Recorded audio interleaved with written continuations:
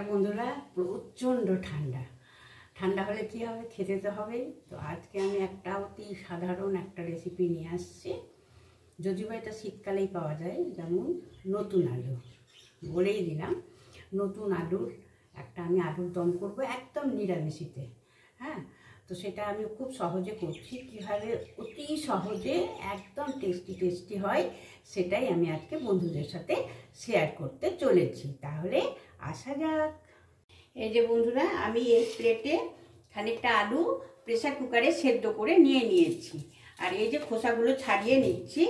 আমি এইভাবে সেদ্ধ আলু তো খোসা ছাড়ানো কোনো ব্যাপার না, সবাই পারবে, ছোট ছোট বাচ্চাদের দিয়েও ছাড়ানো হয়। এই যে এইভাবে খোসাগুলো ছাড়িয়ে নিচ্ছি। আলুটাকে ভালো করে ছাড়িয়ে নিলাম, ছাড়িয়ে নিয়ে একটু নুন হলুদ ছড়িয়ে দিয়েছি। হ্যাঁ, আর এদিকে আমি কড়া ভালো করে বসিয়ে দিয়েছি, কড়া তেতে গেছে। এতে আমি দিয়েছি সর্ষের তেল। তেলটা ভালোভাবে গরম হয়ে গেছে।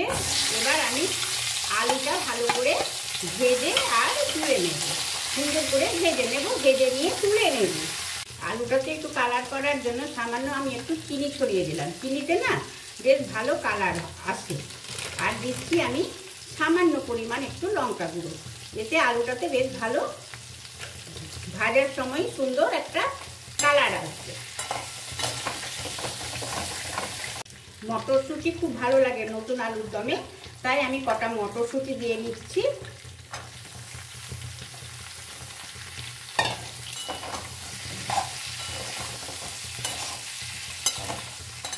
আলু মটরশুঁটি খুব সুন্দর ভাজা হয়ে গেছে। আমি এবারে এগুলোকে নামিয়ে নেব। আলুটা ভালো করে ভেজে নিয়েছি বলে এখন এতে সামান্য তেল দিয়েছি। আর একটু স্বাদটা বাড়ানোর জন্য এতে নিয়ে নিচ্ছি এই ঘি, আলপনার রান্নাঘরে প্রসিদ্ধ ঘি। ঘিটা ভালো করে গলিয়ে নেব। ঘিটা ভালো করে মিক্স হয়ে গেছে। এবারে আমি একটা কাঁচা লঙ্কা দিয়ে দিচ্ছি, আর দিচ্ছি হিং। এই যে বন্ধুরা, এভারেস্টের হিং। আর দিচ্ছি একটু জিরে।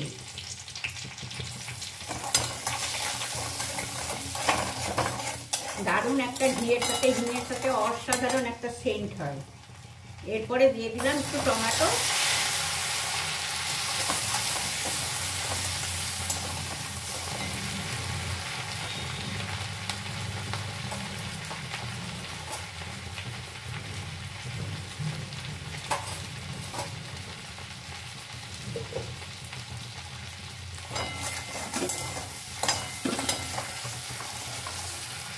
এবারে আমি এতে দিয়ে দিচ্ছি জিরে আদা লঙ্কা পেস্ট।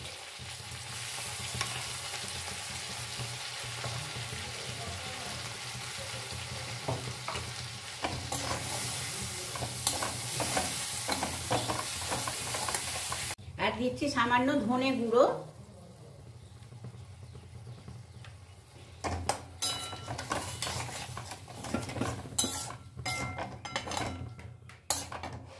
এতে গ্রেভিটা একটু ঘন হয়।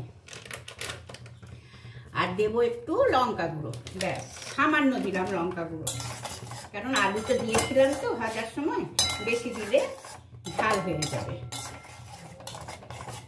আলু মটরশুঁটি ভেজেছিলাম তো একসাথে, এখন আমি মটরশুঁটিটা এর মধ্যে প্রথমে দিয়ে দিলাম। দিয়ে মটরশুঁটির সমেত আমি এখানে কষিয়ে নেব, কারণ মটরশুঁটিটা তো সেদ্ধ হয়নি না, আলুটা সেদ্ধ হয়েছিল। তো এইভাবে কষাতে গিয়ে আলু মটরশুঁটিটা সুন্দর সেদ্ধ হয়ে যাবে। আলুতে নুন দিয়েছিলাম বলে এখন আমি একটু সামান্য পরিমাণে নুনেতে অ্যাড করলাম। আর একটু চিনি দিয়েছিলাম, আবার আমি একটু এতে চিনি দিলাম। একটু মিষ্টি মিষ্টি হলে আমাদের ভালো লাগে। চিনিটা সম্পূর্ণ নিজেদের টেস্টের ওপর নির্ভর করে, যেমন পছন্দ করবেন বন্ধুরা সেই রকমই দেবেন। খানিকটা কষিয়ে নেওয়ার পর এখন আমি আলুটা দিয়ে দিলাম। এবারে এই আলু সমেত এটা নাড়াচাড়া করে ভালো করে কষিয়ে নেব। অসাধারণ একটা সেন্ট হয়েছে বন্ধুরা, দারুণ সেন্ট হয়েছে। একদম সুন্দরভাবে কষানো হয়ে গেছে। এবারে আমি একদম ফোটানো জল দিব। রান্নাতে কিন্তু গরম জলটা না আলাদাই টেস্ট আনে। এটাই অনেকটা তেল তেল লেগে আছে তো, যার জন্য আমি এইটা নষ্ট করব না। এটাই আমি গরম জল দিয়ে ভালো করে পরিমাণ মতন জলটা এর মধ্যে অ্যাড করে দেব।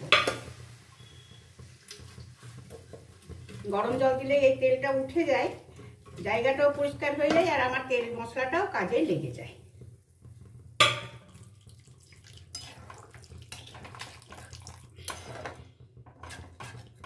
রংটা খুব সুন্দর হয়েছে বন্ধুরা, দেখেছ তো? নতুন আলুর দম সত্যি খুব ভালো লাগে।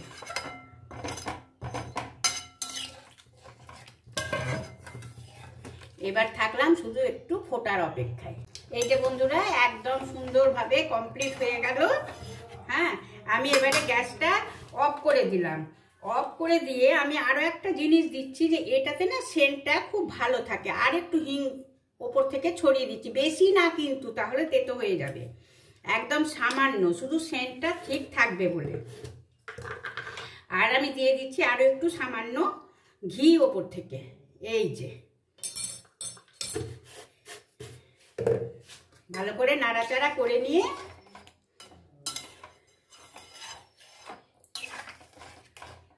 ব্যাস একটা চাপা দিয়ে দিলাম। এরপর আমি সার্ভ করছি, সার্ভ করে আসছি। একদম নামিয়ে নিয়েছি। এবারে আমি এই একটা বোল নিয়েছি, এই বোলে এবারে এটা আলুর দম একদম সার্ভ করে নেব।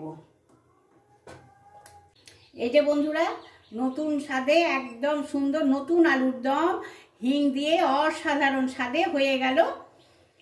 এবার আমি রইলাম কমেন্টের আশায়। সুন্দর সুন্দর কমেন্ট বন্ধুরা করবে, যেমন লাগে তেমনই।